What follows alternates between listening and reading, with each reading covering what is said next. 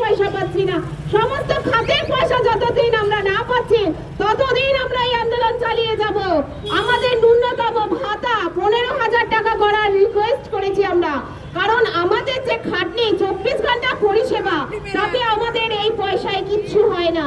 আজ একটা ঘরে কাজের লোকও সেই মাইনে পায় যে মাইনে আমরা পাচ্ছি, সম্মান পাচ্ছি, কিন্তু সব জায়গায় না। আমরা চাই আমাদের মাইনে বাড়ানো হোক, আমাদের মাসিক ভাতা টাইম মতো ঢোকানো হোক, সমস্ত খাতের পয়সা পাক। যে কোভিডের সময়, যে মহামারীর সময় সবাই ঘরে ছিলেন, সেই মহামারীর সময় আশারা নিজেদের জীবন দিয়ে সেই মহামারী আটকেছে, লোকের ঘরে ঘরে গিয়ে খবর নিয়েছে তারা সুস্থ আছে কিনা।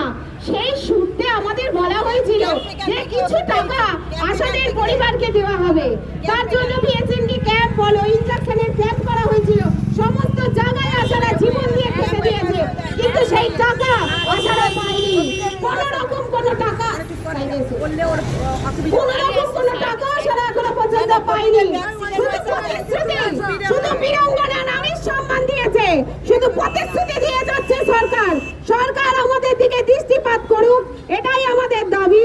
আমরা চাই আমাদের সমস্ত দাবিগুলো যেন সরকার দৃষ্টিপাত করে এবং মেটাবার চেষ্টা করে। আমরা ধিক্কার জানাই এমন সরকারকে, যে সরকারের কাছে একটা ক্লাবের মূল্য আছে, যে সরকারের কাছে সমস্ত কাজের মূল্য আছে, যে সরকারের কাছে বিধায়কদের মূল্য আছে, সেই সরকারের কাছে একটা স্বাস্থ্যের ভিতের মূল্য নেই। স্বাস্থ্যকর্মী হিসাবে স্বীকৃতি তো দিচ্ছেই না, উপরন্তু তাদের ভাতাও দিচ্ছে না।